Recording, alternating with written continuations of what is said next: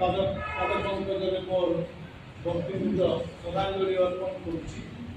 ଆଉ ଆଜି ନିଶ୍ଚିତ ରୂପେ ଆମ ପାଇଁ ଗୋଟେ ଖୁସିର ଦିନ ଯେ ଆମେ ସମସ୍ତେ କିଛି କମ୍ ଲୋକ ହେଲେ ମଧ୍ୟ ଅନ୍ତର୍ଜାତୀୟ ମାନବାଧିକାର ଦିବସ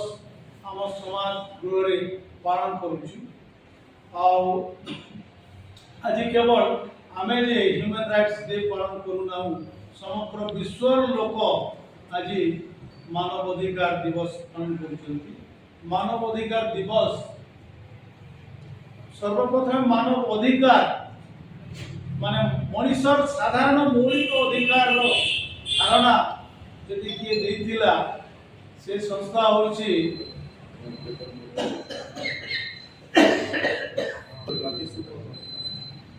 ୟୁନାଇଟେଡ୍ ନେସନ୍ ଅର୍ଗାନାଇଜେସନ୍ସର ଏସେମ୍ବଲି ଦେଇଥିଲା ଏବଂ ତାକୁ ଦେଇଥିଲେ ଫ୍ରେଞ୍ଚ ଜୁରିଷ୍ଟ ରେନ୍ କେସିନ୍। ଆଉ ତାପରେ ସେ ଜିନିଷଟା ଏତେ ଭାବରେ ସ୍ପ୍ରେଡ୍ ଏ ପରିପ୍ରେକ୍ଷୀରେ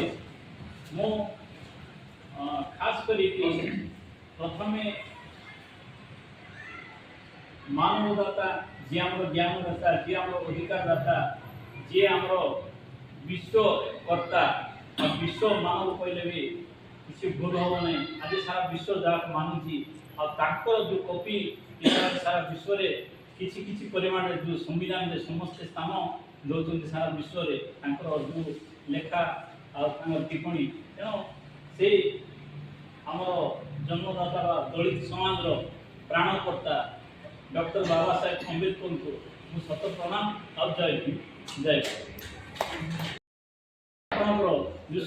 ଲାଇସେନ୍ସ କଥା କୁହନ୍ତୁ, ଏଇସବୁ ଯେଉଁ ଆକ୍ଟ ଲେଖିଛନ୍ତି ସେଇ ସବୁ ଆକ୍ଟରୁ ଆମେ ଜାଣିପାରୁଛୁ ଯେ ବାବା ସାହେବ ଏତେ ବଡ଼ ଅସ୍ତ୍ର ଦେଇଛନ୍ତି ଯେଉଁ ଅସ୍ତ୍ର ମାଧ୍ୟମରେ ଆମେ ବିଭିନ୍ନ ଲୋକଙ୍କ ପାଖରେ ଆମେ ଜିତିବାର ଶକ୍ତିଟା ଆମ ପାଖରେ ଅଛି।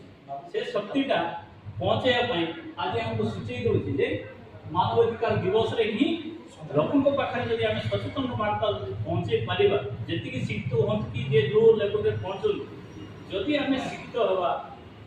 ଲୋକଙ୍କ ପାଖରେ ସଂଗଠିତ କରି ମେସେଜ ପହଞ୍ଚାଇବା ତାହେଲେ ଅଟୋମେଟିକ୍ ଅଧିକାର ବାବଦରେ ଲୋକ ସଚେତନ